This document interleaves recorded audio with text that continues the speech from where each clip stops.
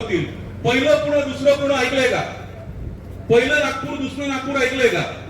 पहिलं बँगलोर दुसरं बँगलोर ऐकलंय का? येतं लक्षात का? पहिली मुंबई, मग दुसरी मुंबई, मग तिसरी मुंबई, मग चौथी मुंबई. कारण फक्त आपल्या भागातल्या नाही, महाराष्ट्रातल्या नाही, देशातल्या नाही, या देशातल्या सर्व शेतकऱ्यांना त्यांच्या जमिनीचा अधिकार ज्यांनी ज्यांनी मिळवून दिले ते आपले पूर्वज होते. शेतकरी आंदोलनात नारायण नागू पाटलांनी 1932 ला ते 7 वर्ष संप केलं, तेव्हा कसणाऱ्या शेतकरी जमिनीचा मालक झाला की नाही? येतं लक्षात? कुठल्या भूमीत नाही, या रायगडच्या भूमीमधनं झालं की नाही? त्याचबरोबर चिरनेरचं जे सत्याग्रह झालं ते इथेच झालं ना. म्हणजे तेव्हाची लोक शिकली सवरली नव्हती, पण त्यांना एक गोष्ट कळत होती, ही जंगल, हे जमीन, हे आपलं आहे आणि हे कोणाच्या बापाला आम्ही देऊ शकत नाही. हे आपल्या पूर्वजांना कळत असेल तर त्यांचंच डीएनए घेऊन आपण आलेलो आहोत. त्यामुळे सरकारचा डाव जो आपण ओळखला पाहिजे. आपल्याकडे जमिनीचे कायदे, पुनर्वसनाचे कायदे, आज जो नवीन भूसंपादन कायदा जन्माला आलेला आहे, त्या जमिनीच्या बदल्यात जमीन दिली जाऊ शकते. आपल्या 84 चे झालेले हुतात्मे दिबा पाटील साहेब या सगळ्यांच्या माध्यमातून ते आलेले आहेत. कुठून आलं? याच रायगडच्या कोकणच्या भूमीतनं आलेलं आहे.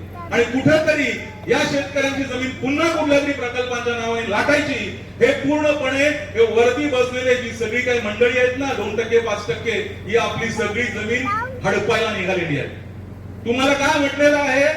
नवनगर काय कुठलं MMRDA KSC, ज्याच्यामध्ये तुमची 124 गावं चाललेली आहेत. आधी हेच खोपटा नवनगरच्या नावाने होतं का नाही? त्याचं नाव बदललं, वेगळं केलं का? खोपटाला विरोध झाला. सिडकोला आमच्याकडे विरोध करतात म्हणून सिडकोचं प्राधिकरण हटवलं, MMRDचं प्राधिकरण आणलं. कुठल्या सेक्शनच्या अंतर्गत? MRTPच्या 113, त्याला म्हणतात NTDA. नवनगर वाटायला सोपं वाटतं की एखादी प्राधिकरण आहे, नाही. या प्राधिकरणाला 113च्या कलमा अन्वये तुमची जमीन सक्तीने संपादित करण्याचा अधिकार मिळतो. कारण काय? आम्हाला लेआउट बनवायचे, आम्हाला जमिनी घ्यायच्या. तुम्हाला काय देऊ? 22.5%. मुळात किती देणार? 16%. म्हणजे काय करणार? आपली 100 गुंठे देणार आणि आपल्यालाच 15.5 गुंठे देणार आणि म्हणणार की ही 15.5 गुंठे जी आहे ना, ती तुमच्या 100 गुंठ्यापेक्षा अधिक महाग आहे, अधिकची किंमत आहे. असं का? 100 गुंठ्यापेक्षा 15 गुंठे मोठे असू शकतात का? मग असं आहे का की इथली 100 गुंठे घेतली आणि 15 गुंठे नावामुळे दिली, वाशीला दिली, ऐरूरला दिली, ठाण्याला दिली, मुंबईला दिली का? नाही. मी नवी मुंबईतनं येतो, आमचे 12.5% जे भूखंड वाटायला अजून जागा शिल्लक नाही.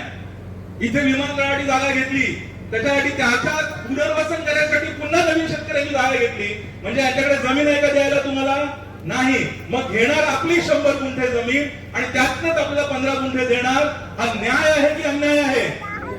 हा अन्याय आहे आणि तो आपण समजून घेतला पाहिजे. मग याच्यानंतर हे म्हणणार नाही आम्हाला विकास करायचा आहे. कोणाचा विकास करायचा आहे? बाहेरून आलेला परप्रांतीयांचा. आणि इथे जर का विकास होणार आहे तर ते विकासाचे भागीदार नव्हे, विकासाचे मालक आम्ही का असू शकत नाही? हा प्रश्न आपल्याला सरकारला विचारला पाहिजे. बांधवांनो, मला तुम्हाला सगळ्यांना एक सांगायचं, मी आता आलो, जिथून येत असताना अनेक मोठे मोठे वेल हाऊसेस मला दिसत होते. कारण की आपल्याकडे JNPT जवळ आहे, आपल्या आता विमानतळ आपल्या जवळ आलेलं आहे. एक आशियातलं सगळ्यात मोठं रेल्वे स्टेशन आपल्या भागामध्ये होणार आहे. त्याच्यामुळे ही जमीन फक्त शेत जमीन राहिलेली नाही, ही जमीन आता काय झालेली आहे? ही जमीन झालेली आहे रिअल इस्टेट. येतं लक्षात? आणि ही रिअल इस्टेट आपल्याकडनं घेताना लावणार शेत जमिनीचा भाव आणि आपल्याला देताना काय सांगणार? आम्ही तुम्हाला विकसित जमीन देतोय. आपली भूल की ह्या जो काही नवनगर प्रकल्प आलेला आहे याला आपल्याला ठणकावून विरोध करायला लागेल आणि आपल्याला सांगायला लागेल आमच्या भागाचा विकास होणार आहे. आमची 4थी मुंबई 3री मुंबई काय व्हायची ती होईल, पण त्याचं जे काही नवनिर्माण करू ते आम्ही करू. त्याच्यासाठी आम्हाला MMRDA ची गरज नाही, आम्हाला सिडकोची गरज नाही, आम्हाला कोणाचीही गरज नाही. आणि मला इतकं सांगायचं आहे की आपल्या भागांचे नियोजन आपल्याला करता आलं पाहिजे. भविष्यात पुण्यामध्ये तुम्हाला सगळ्यांनी नाव ऐकलं असेल, एक मगरपट्टा नावाचं प्रकरण केलं. तिथले शेतकरी एकत्र आले आणि त्यांनी शहर वसवून टाकलं. त्या शहराचे ते मालक झाले. भविष्यात जर का इथे शहर वसणार असेल तर त्या शहराचे मालक आम्ही असलो पाहिजे. त्याची मालकी ठरवण्याचा अधिकार हा सरकारला किंवा कुठल्याही प्राधिकरणाला नसलं पाहिजे.